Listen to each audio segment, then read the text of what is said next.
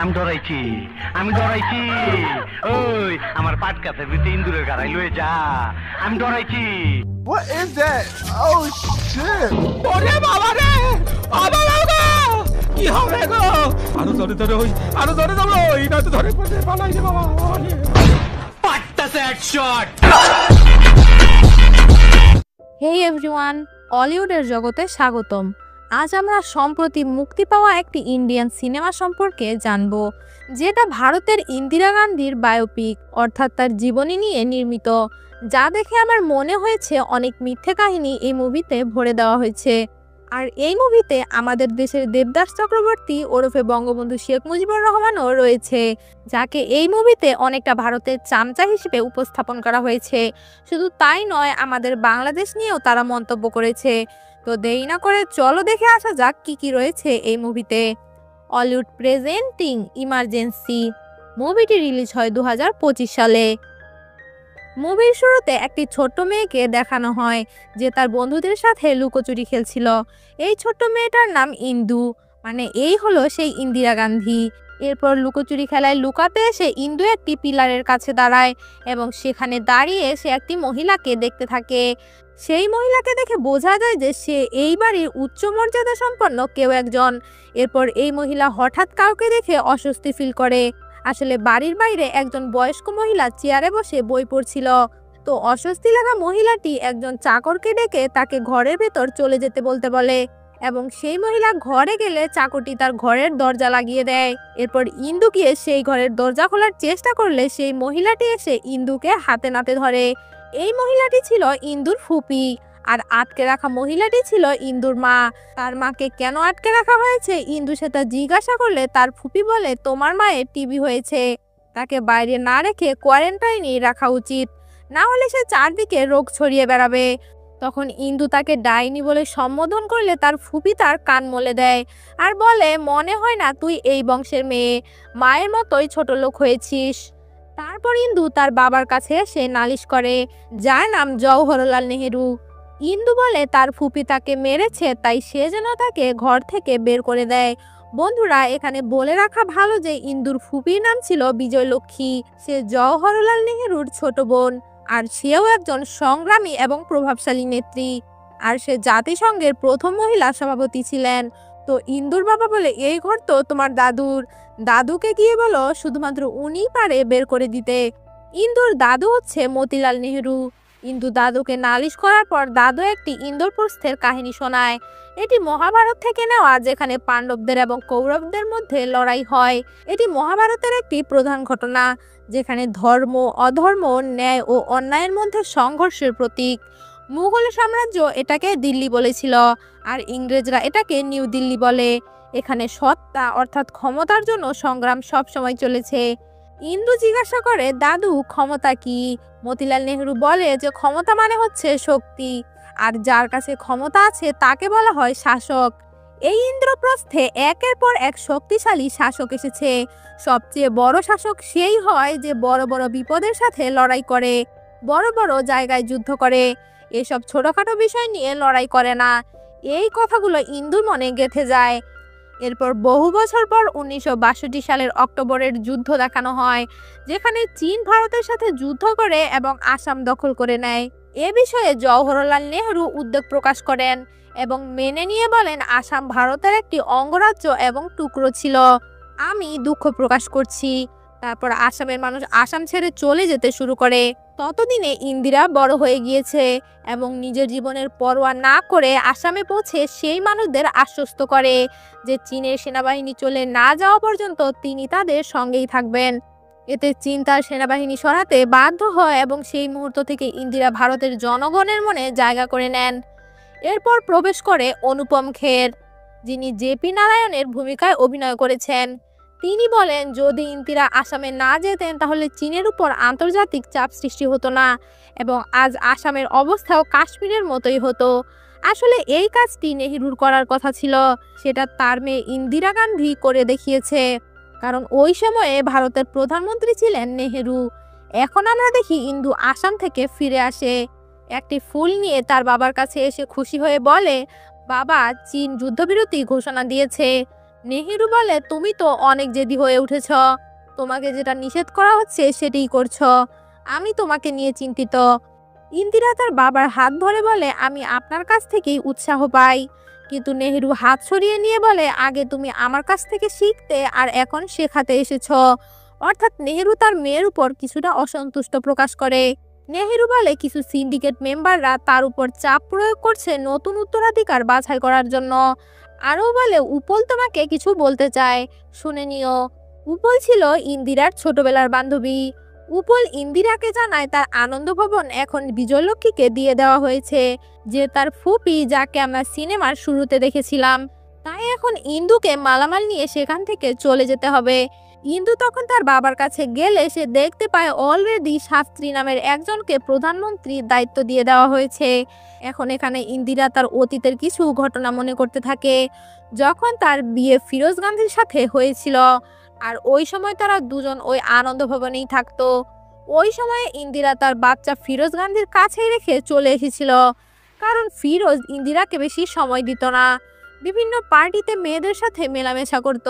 আর বিয়ের 20 বছর পর অসুখে পড়ে ফিরোজ মারা গিয়েছিল। এবার কাহিনী বর্তমানে আসে। আনন্দ ভবন ফুপির হাতে চলে যাওয়াতেই ইন্দিরা অনেক দুঃখে ছিল, কারণ সে চাইতো তার শেষ জীবন ওই আনন্দ ভবনেই কাটুক। আর যেহেতু জওহরলাল নেহরুর উপর সিন্ডিকেট মেম্বারদের চাপ ছিল যে ইন্দিরা গান্ধীকে বাদ দিয়ে লাল বাহাদুর শাস্ত্রীকে প্রধানমন্ত্রী পদে দেওয়ার জন্য। এরপরে 1964 সালে হৃদরোগে আক্রান্ত হয়ে পণ্ডিত জওহরলাল নেহরু মারা যায়। আর এরপরে ইন্দিরা গান্ধীর সামনে 1964 সালের 9 জুন লাল বাহাদুর শাস্ত্রী প্রধানমন্ত্রী পদে শপথ গ্রহণ করেন। শাস্ত্রী 2 বছরের জন্য প্রধানমন্ত্রী ছিল। তার কারণ 13 জানুয়ারি 1966 সালে তার রহস্যজনকভাবে মৃত্যু ঘটে, আর শেষমেশ ইন্দিরা গান্ধী ভারতের প্রধানমন্ত্রী হয়ে যায়। এরপর এন্ট্রি হয় কৃষ্ণ মেননের, যে ওই সময় ভারতের ডিফেন্স মিনিস্টার ছিল। তারপর আমরা দেখি 1971 সালের যুদ্ধের কথা, যেখানে পাকিস্তানের সেনাবাহিনী ত্রিপুরায় আক্রমণ করেছিল। এই যুদ্ধে লক্ষ লক্ষ মানুষ নিহত হয়। প্রকৃতপক্ষে এই যুদ্ধ ছিল পাকিস্তান ও আমাদের বাংলাদেশের স্বাধীনতার মধ্যকার সংঘর্ষ। যেহেতু ত্রিপুরা বাংলাদেশের সীমানার কাছাকাছি ছিল, তাই পাকিস্তান সেখানেও আক্রমণ চালায়। এর কিছুদিন আগেই 1970 সালে বঙ্গবন্ধু নামে একজন তথাকথিত নেতা, যিনি বাংলাদেশের স্বাধীনতার জন্য লড়াই করেছিলেন বলে জানা যায়। এই জয় পাকিস্তানের জেনারেল আইয়ুব খানের মেনে নেওয়া কঠিন হয়ে পড়ে। তাই আইয়ুব খান একটি অপারেশন শুরু করে, যার নাম ছিল অপারেশন সার্চলাইট, যেখানে সে বাংলাদেশিদের হত্যা করতে শুরু করে। এর ফলে ভীত মানুষজন বাংলাদেশ থেকে ভারতে পালিয়ে আসতে থাকে। ইন্দিরাকে তখন কি করতে হবে তার সিদ্ধান্ত নিতে হয়েছিল, কারণ এটি আসলে পাকিস্তান ও বাংলাদেশের মধ্যে একটি গৃহযুদ্ধ ছিল। গৃহযুদ্ধ মানে কিন্তু এখানে আসল গৃহযুদ্ধই। ইন্দিরা তখন তার পার্টির সবাইকে ডেকে পাঠান।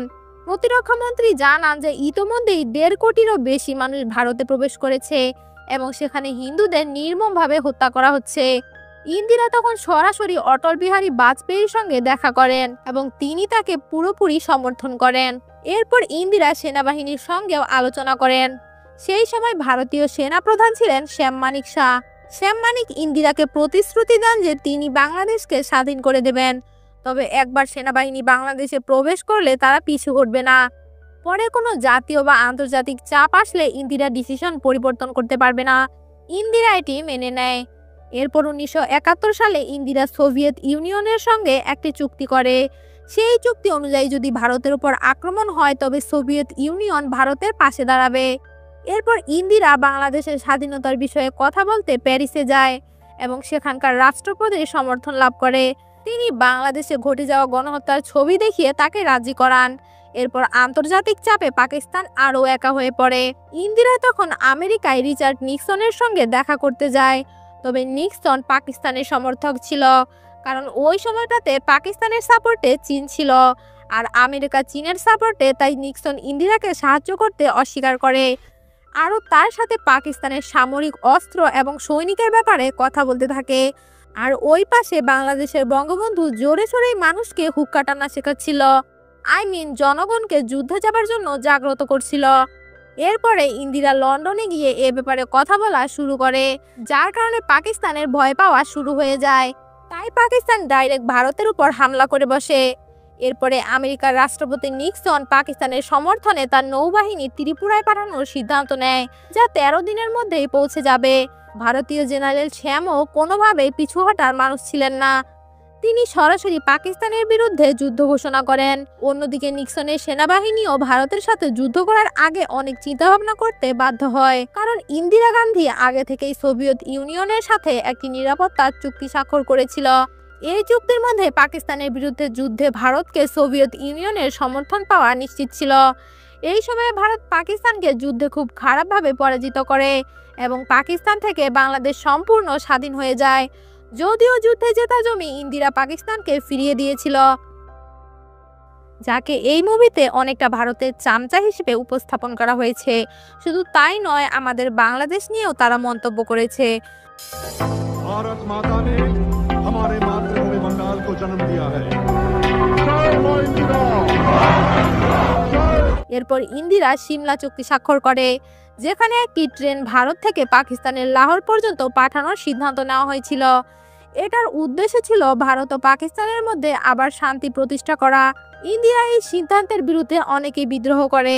সিন্ডিকেটের নেতারা এই চুক্তির বিরোধিতা করে এবং রেলকর্মীরা ধর্মঘট ঘোষণা করে, কারণ এই চুক্তিতে কাশ্মীরের মতো সংবেদনশীল বিষয় অন্তর্ভুক্ত ছিল।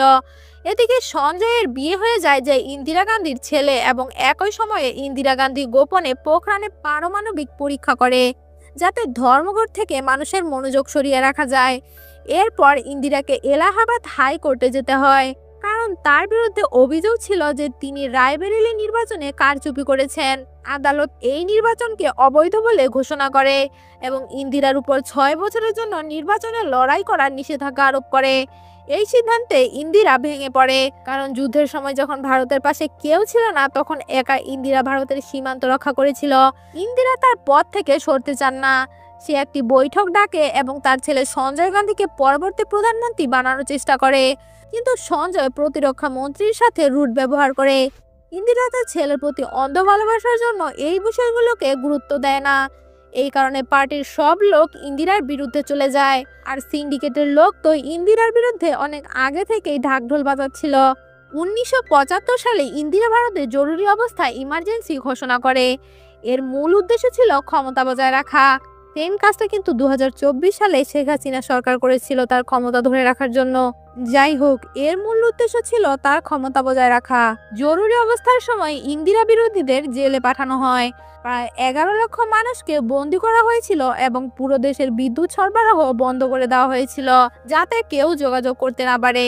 এমনকি পত্রপত্রিকায় যা প্রকাশিত হতো তা শুধুমাত্র ইন্দিরার অনুমোদিত বিষয়বস্তু ছিল। এই জরুরি অবস্থা তৎকালীন রাষ্ট্রপতি ফখরুদ্দিনের উপর চাপ সৃষ্টি করে আরোপ করা হয়। এরপর বিদেশ মন্ত্রী গুজরাল একদিন রেডিওতে এই জরুরি অবস্থার কথা জানিয়ে দেন। এতে ইন্দিরা তাকে নির্দেশ দেন যে ভবিষ্যতে যে কোনো তথ্য রেডিও বা পত্রিকার মাধ্যমে প্রচারের আগে তার অনুমোদন নিতে হবে। অন্যদিকে বাংলাদেশের কিছু ভালো মানুষ বঙ্গবন্ধু এবং তার পরিবারের সবাইকে হত্যা করে।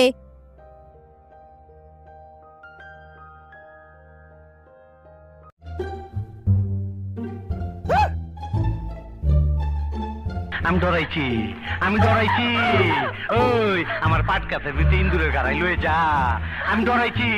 What is that? Oh shit! ওরে বাবা রে, বাবা বাবা, কি হবে গো? আরো ধরে ধরে ওই, আরো ধরে ধরো, এই না তো ধরে পড়ে পালাই রে বাবা। পাট্টাছে হেডশট।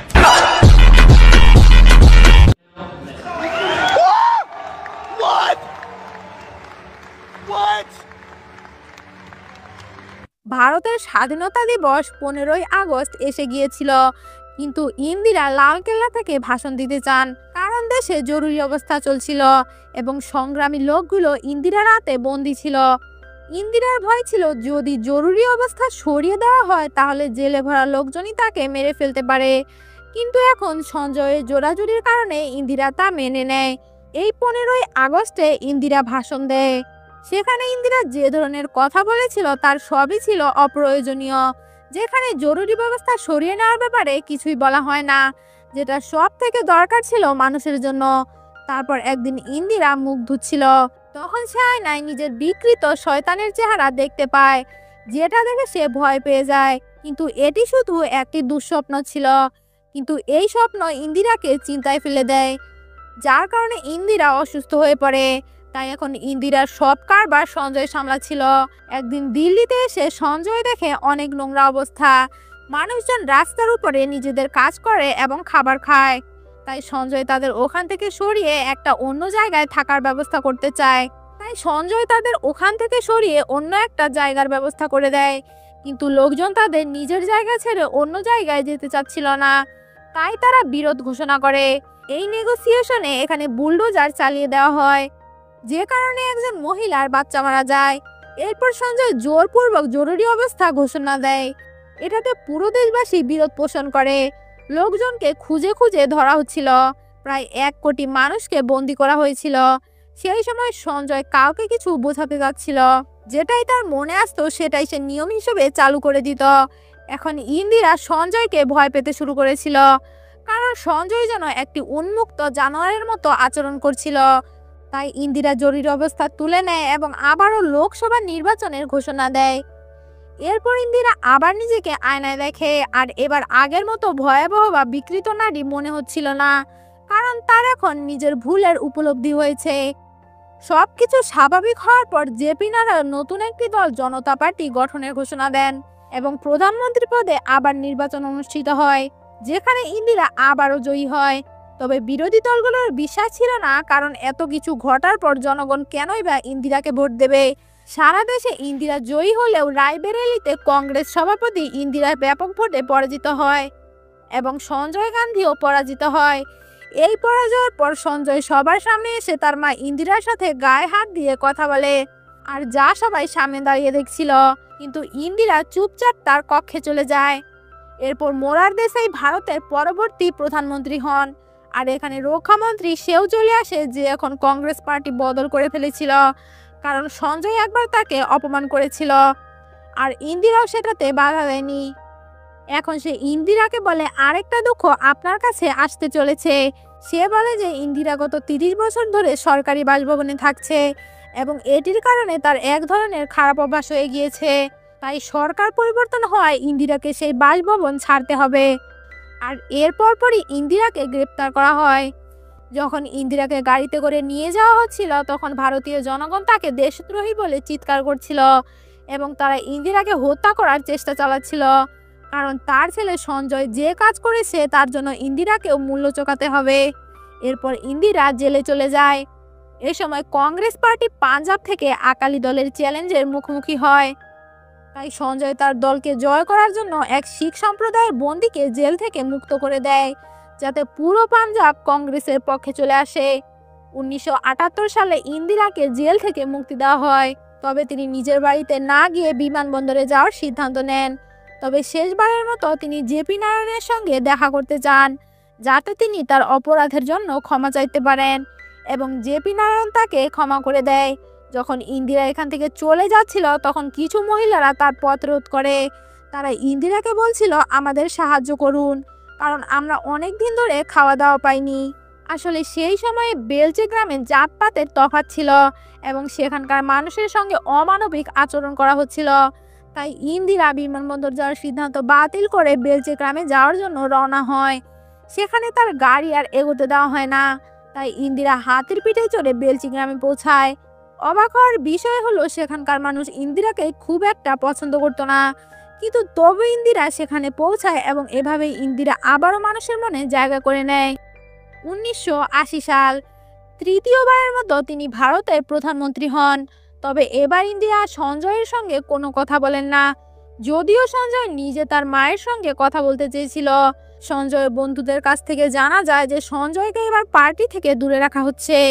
এটা শুনে সঞ্জয় রেগে যায় এবং একটি অ্যারবের বিমান নিয়ে আকাশে উড়ে যায়, যেখানে সে ক্রুদ্ধ হয়ে বিমান চালাচ্ছিল এবং হঠাৎ করে বিমানটি নিয়ন্ত্রণ হারিয়ে যায় আর সঞ্জয়ের তৎক্ষণাৎ মৃত্যু ঘটে। এই শোক ইন্দিরা সহ্য করতে পারেনি এবং যখন তিনি গাড়ি থেকে বাইরে বের হচ্ছিলেন, তখন কিছু লোক ঢাক ঢোল বাজিয়ে যাচ্ছিল। এখানে ইন্দিরা জানতে পারে যে তারা এই কারণে খুশি কারণ সঞ্জয় মারা গিয়েছে। এখন পর্যন্ত ইন্দিরা কাঁদেননি, তবে এই কথা শুনে তিনি দুঃখে কাঁদতে শুরু করেন। এরপরে পাঞ্জাবে অত্যাধিক সহিংসতা বাড়তে থাকে, যেখানে লোকদের প্রকাশ্যে গুলি করা হচ্ছিল এবং এই সমস্ত অপরাধীরা স্বর্ণ মন্দিরে লুকিয়েছিল। তাই তাদের সবকিছু শেষ করার জন্য ইন্দিরা ব্লু স্টার নামক একটি অপারেশন চালায়, যেখানে সেনারা ওই অপরাধীদের হত্যা করে। তাদের মধ্যে বেশিরভাগই ছিল শিখ। তাই ইন্দিরার সেক্রেটারি ধবনের পরামর্শ ছিল যে তাদের নিরাপত্তার জন্য শিখদের সরিয়ে নেওয়া উচিত। কিন্তু ইন্দিরা শিখদের অন্য ভারতীয়দের থেকে আলাদা ভাবেননি এবং শেষ পর্যন্ত যা ধবন আশঙ্কা করেছিল তাই ঘটেছিল, অর্থাৎ সকল শিখরা একত্রিত হয়ে ইন্দিরাকে হত্যার পরিকল্পনা করেছিল। এবং যখন ইন্দিরা ভবনের সাথে অফিস থেকে বের হচ্ছিল তখন এক শিখ তার কাঁধে গুলি করে, তারপর অন্য এক শিখ বাকি লোকদের গুলি করে। এভাবেই ইন্দিরা এই পৃথিবীকে বিদায় জানান। এখন সিনেমার সাথে সম্পর্কিত কিছু প্রশ্ন। আপনাদের কি মনে হয় ইন্দিরা গান্ধী কি সঠিকভাবে জরুরি অবস্থা পরিস্থিতি অনুযায়ী জারি করেছিলেন, যিনি বাংলাদেশকে রক্ষা করার জন্য পুরো বিশ্বকে মোকাবিলা করেছিলেন? এটা একটা ফালতু কথা, কিন্তু তাহলে কেন তিনি তার ছেলেকে জেতাতে পারেননি? আপনার মতে ইন্দিরার তখন কি করা উচিত ছিল? সঞ্জয় গান্ধী কি সত্যিই একজন নিষ্ঠুর মানুষ ছিলেন, যিনি জোর করে কোটি মানুষের বন্দী হওয়ার জন্য দায়ী ছিলেন? স্বর্ণ মন্দিরে যারা অপরাধী লুকিয়েছিল তাদের হত্যা করা কি ভুল ছিল, যার ফলে ইন্দিরাকেও হত্যা করা হয়েছিল? এখন আমি আমার কিছু পার্সোনাল ওপিনিয়ন দিব। এই মুভিটাতে অনেক গল্পের প্লট ঢুকিয়ে মুভিটাকে একদম জগাখিচুড়ি বানিয়ে ফেলা হয়েছে, যেখানে একটা প্লটের গল্প দিয়ে পুরো একটা সিনেমা বানানো যেত। আর মুভিটার নাম একেবারে ইমার্জেন্সি রাখা উচিত হয়নি, কারণ মূলত মুভিটা ইন্দিরার জীবন কাহিনী নির্মিত, যেখানে ইন্দিরার শৈশবকাল থেকে মৃত্যু পর্যন্ত দেখানো হয়েছে। আর জরুরি অবস্থার প্লটটিও বাকি অন্য প্লটগুলোর মতোই অল্প সময়ের মধ্যে দেখানো হয়েছে। আর রইল বঙ্গবন্ধু শেখ মুজিবুর রহমান, তার রিক্রিয়েট একদম শেখ হাসিনার পুত্র জয়ের মতো দেখাচ্ছিল। এর থেকে আমাদের বাংলাদেশের আরিফিন শুভর রিক্রিয়েট বেশি প্রশংসনীয়। তো গল্পটা ভালো লেগে থাকলে অবশ্যই লাইক করে দিও ও চ্যানেলটাকে সাবস্ক্রাইব করে বেল আইকন অন করে দিও, যাতে পরবর্তী গল্পের নোটিফিকেশন পৌঁছে যায় তোমার কাছে। আর সবার কাছে একটি করে কমেন্ট চাচ্ছি, তোমাদের একটি কমেন্ট আমাদের নতুন ভিডিও বানাতে অনুপ্রেরণা জাগায়। আর ফেসবুক থেকে দেখে থাকলে ফলো করে দিও। গল্পটা শোনার জন্য থ্যাংক ইউ সো মাচ।